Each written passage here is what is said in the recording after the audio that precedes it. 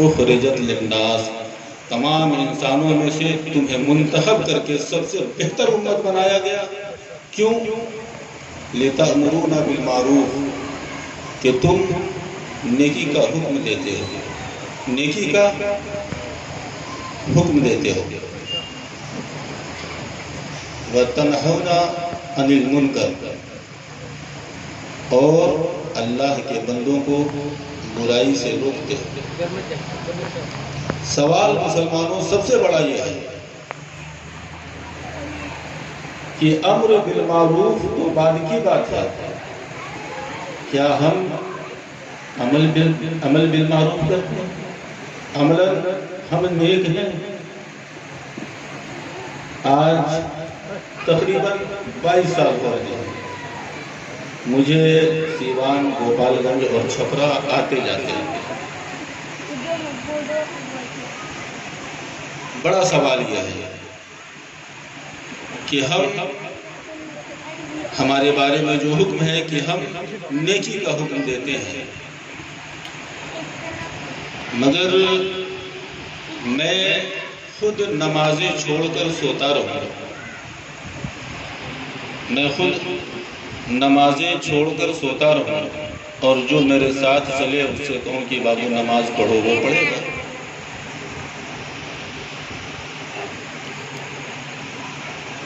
تو پھر امر بالمعروف پر عمل ہم کیسے کر رہے ہیں؟ آج ہمارے ذہنوں میں بڑا عجیب سا فطور پیدا ہو گیا ہے مسلمانوں کہ ہم جناب محمد رسول اللہ صلی اللہ تعالیٰ علیہ وسلم کی مقدس امت میں آئے. ہمیں ہمارے رب نے ہمارے لیے اپنے حبیب کے دین کو چنا، تو ہم حساب کتاب سے بری کیوں مولانا؟ خیال اور ذہنیت اور جو ہمیں بتایا جاتا ہے کہ کچھ بھی کرو نہ کرو، کسی کامل پیر کا دامن پکڑ لو، جنت آپ کی ہے. غلط نہیں بتا رہا ہوں. آج جو ہمیں بتایا جاتا ہے، جو سمجھایا جاتا ہے، آپ کے پاس عمل ہو نہ عمل ہو، نماز پڑھو نہ نماز پڑھو، روزے رکھو روزے نہ رکھو، اپنے بھائی کا، پڑوسی کا حق مان لو، خرید فروخت میں، ناپ تول میں کمی بیشی کرو، سب چلے گا، مگر کیا کرو؟ کسی پیر کے ہاتھ پر کیا کرو؟ بیعت ہو جاؤ. کیا فائدہ ہوگا؟ جنت میں چلے جاؤ گے. اچھا،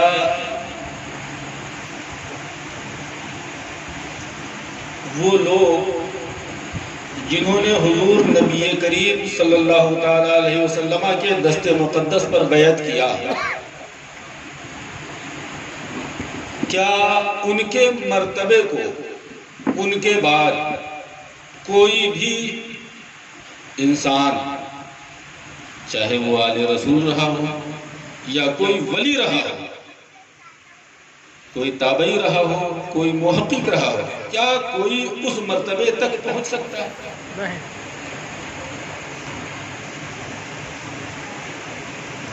آپ نے میرے پاس بیعت کی، میرے بڑے بھائی کے پاس بیعت کی، کسی بہت بڑے پیر کے ہاتھ پر بیعت کی، سب ملا جلا کر کے آخر میں ہم نے اپنے شیخ سے ایک وعدہ کیا کہ ہم شریعت مطہرہ کی پابندی کریں گے، ہم شریعت مطہرہ کی پابندی کریں گے، اور بدلے میں پیر صاحب کو کیا دیں گے؟ اس پہ کوئی بھی بات نہیں طے ہوئی، کوئی بات نہیں طے ہوئی، مگر وہ جنہوں نے حضور نبی کریم صلی اللہ تعالیٰ علیہ وسلم کے ہاتھوں پر بیعت کی، ان کی بیعت کیسی تھی؟ یا رسول اللہ، اپنا جان و مال، عزت و آبرو، سب کچھ میری خود اپنی جان آپ پر قربان.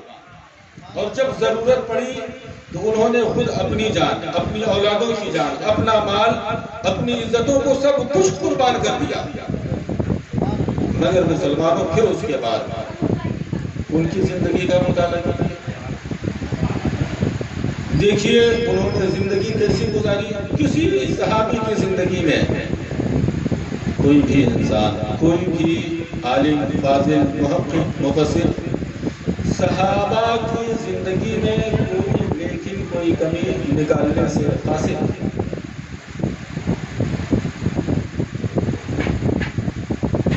ہم لوگ مسلمانوں حضرت ابو بکر صدیق خلیفہ اول بہت اچھی طرح سے جانتے ہیں،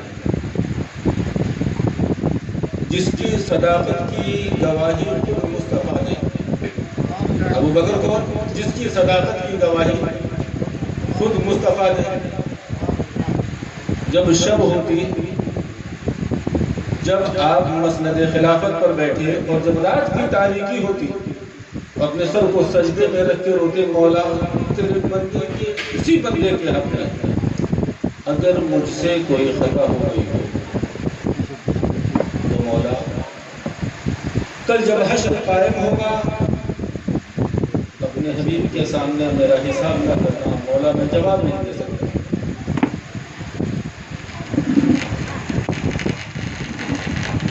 اور ہم نے تو مسلمانوں سارے حق مانے، کیا ہوگا؟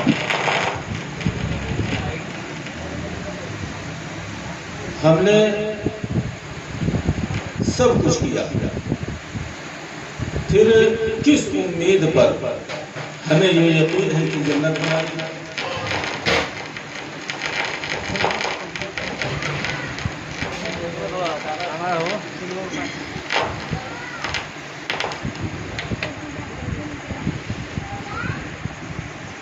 حضرت فاروق اعظم رضی اللہ تعالیٰ عنہ کا دور آیا مسلمانوں میں،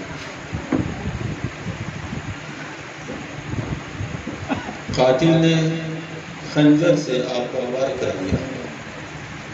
کیا کیا؟ طبیب بلایا گیا، ڈاکٹر آیا، آپ کو دودھ دیا گیا تو پسلیوں سے دودھ باہر آ گیا۔ طبیب نے عرض کیا، حضور امیر المومنین آپ کے پاس وقت تھوڑا ہے، اگر آپ کچھ وصیت اور نصیحت کرنا چاہتے ہیں تو وہ آپ کر لیجیے، اب آپ کے پاس وقت نہیں ہے۔ تو حضرت عمر ابن خطاب رضی اللہ تعالیٰ نے اپنے بیٹے حضرت عبداللہ کو بلایا اور فرمایا، بیٹے عبداللہ جا کر حذیفہ بن یمان کو بلانا۔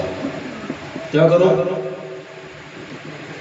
حذیفہ بن یمان کو بلا لاؤ۔ حضرت عبداللہ ابن عمر جاتے ہیں، حضرت حذیفہ ابن یمان کو بلا کر لے آئے۔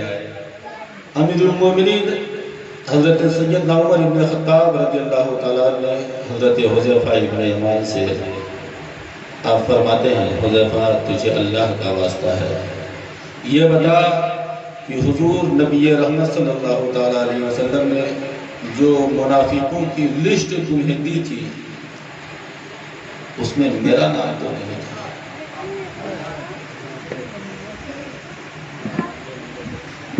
حضرت حذیفہ ابن یمان عرض کرتے ہیں، امیر المومنین یہ اللہ اور اللہ کے رسول کا راز ہے، میں اسے فاش نہیں کر سکتا۔ مسلمانوں حضرت عمر رضی اللہ تعالیٰ فرماتے ہیں، حذیفہ میں تم سے راز فاش کرنے کی بات نہیں کرتا، میں تو صرف یہ پوچھ رہا ہوں کہ یہ بتا دو کہ اس لسٹ میں عمر کا یعنی میرا نام تو نہیں ہے۔ حضرت حذیفہ ابن یمان عرض کرتے ہیں، امیر المومنین اس لسٹ میں عمر نام کا کوئی آدمی نہیں ہے۔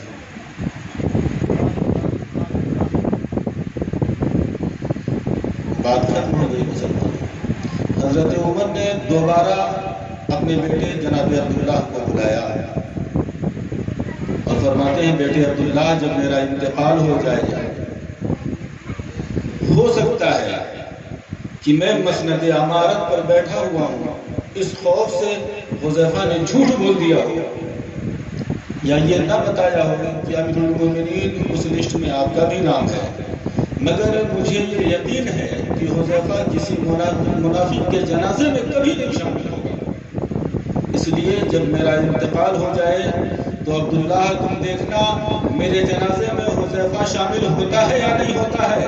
اگر حذیفہ میرے جنازے میں شامل ہو جائے تو بیٹا سمجھ لینا تیرے باپ کی زندگی کامیاب ہوگی، جاتے جاتے تیرا باپ فلاح پا گیا، اور اگر حذیفہ میرے جنازے میں شامل نہ ہوا تو عبداللہ یہ سمجھ لینا اتنا سب کچھ کرنے کے بعد اس دنیا سے جاتے جاتے تیرا باپ عمر منافق مرا۔ اور یہ عمر ابن خطاب کون ہے؟ جن کے جنتی ہونے کی بشارت خود میرے آقا نے، جن کے جنتی ہونے کی بشارت خود میرے آقا نے، اور پھر انہیں یہ خوف ہے کہ کہیں میں پھنس نہ جاؤں۔ یہاں تو مسلمانوں عمل کوئی بھی نہیں ہے، پھر ہمیں کس بات کا گمان ہے کہ جنت ہماری؟ کیا صرف کسی کے ہاتھ پر بیعت کر لینے سے جنت ہماری ہے؟ جنت مسلمانوں اگر اتنی آسان ہوتی تو کوئی اپنی اولادوں کے خون کی قربانی نہیں دیتا۔ اپنی جان دینا مسلمانوں ایک مرتبہ آسان ہے، مگر اپنی اولاد قربان کرنا بڑا مشکل ہے۔ مجھے معلوم ہے کہ بہار کی سرزمین پر محرم بڑا دھوم دھام سے منایا جاتا ہے، بہت سے لوگ یہاں سے وہاں جا کر خانقاہ کے رہتے ہیں، وہ بتاتے ہیں ہمارے یہاں تعزیہ 60 فٹ لمبا، 50 فٹ لمبا، اچھی بات ہے۔ میں اس تعلق سے مسلمانوں میں کچھ نہیں کہوں گا، مگر کیا ہم نے کبھی یہ سوچا کہ امام عالی مقام نے اپنے تمام اصحاب، اپنے بیٹوں، اپنے بھائیوں اور خود اپنی جان قربان کر دیا؟ کیوں قربان کر دیا؟ کیا اسی دن کے لیے کہ ہم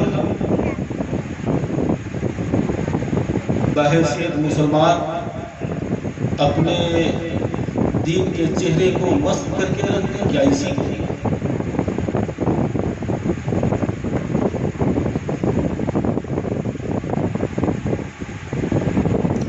آپ لوگ ہاتھ اٹھا کے بتائیں کتنے لوگ نماز پڑھتے ہیں؟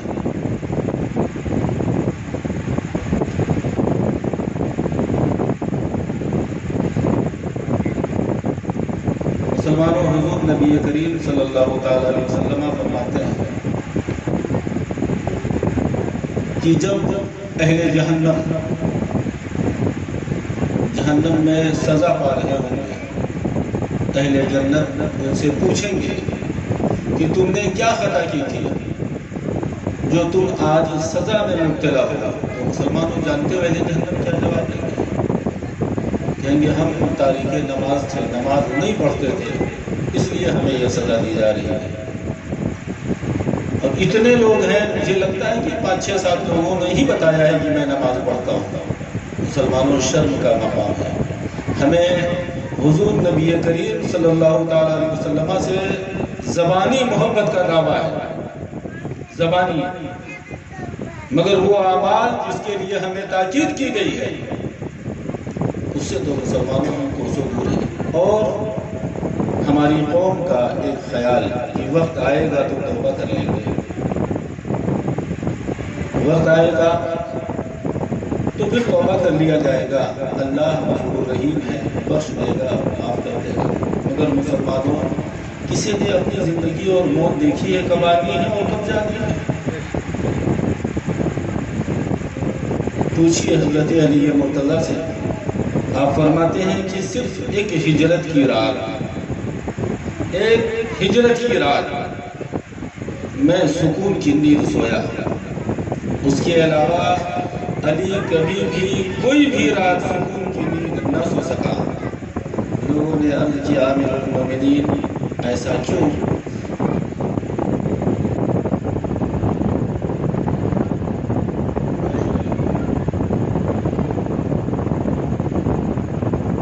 مسلمانوں، حضرت علی مرتضیٰ رضی اللہ تعالیٰ عنہ فرماتے ہیں کہ موت نے ہر عمر میں اور ہر وقت آ کر یہ بتا دیا کہ میں کسی وقت بھی آ سکتی ہوں، مگر ہجرت کی رات آقا کریم صلی اللہ تعالیٰ علیہ وسلم نے مجھے وہ ذمہ داریاں دی تھی۔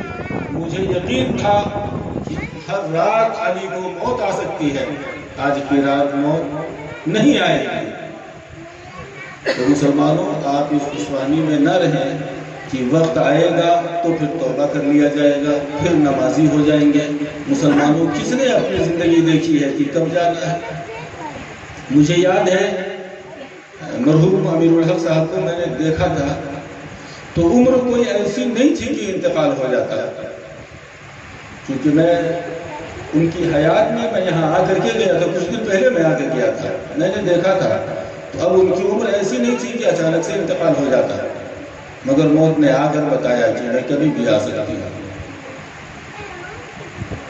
جانتے ہیں سب کی زندگی کا وقت مقرر ہے، اور پھر جب وہ وقت آ گیا تو انکار کی کوئی صورت نہیں۔ ہم مسلمانوں جتنا کما لیں، جتنا بنا لیں، مگر خواہش نفس کبھی ختم نہیں ہوتی۔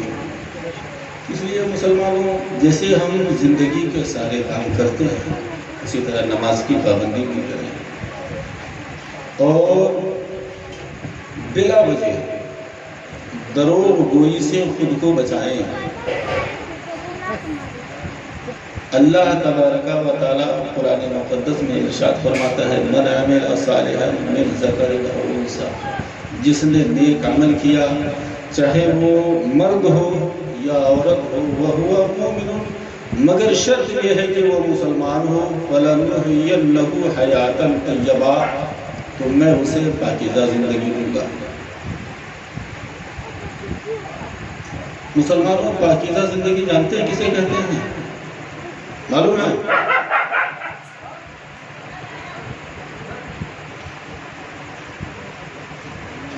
آپ لوگوں کو میری بات اچھی نہیں لگی مسلمانوں، رب تعالیٰ کی بارگاہ میں دعا ہے مولا ہم لوگوں کو نیک اعمال کرنے کی توفیق عطا فرمائے، ہمارے بچوں کو نیک صالح دیندار متقی اور پرہیزگار بنائے۔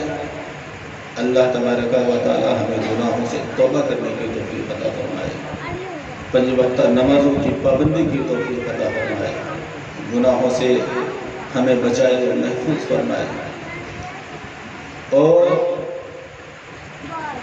ہماری بہنوں بیٹیوں کو اللہ تبارک و تعالی پردے کی دولت عطا فرمائے، ہماری آنکھوں میں حیا عطا فرمائے۔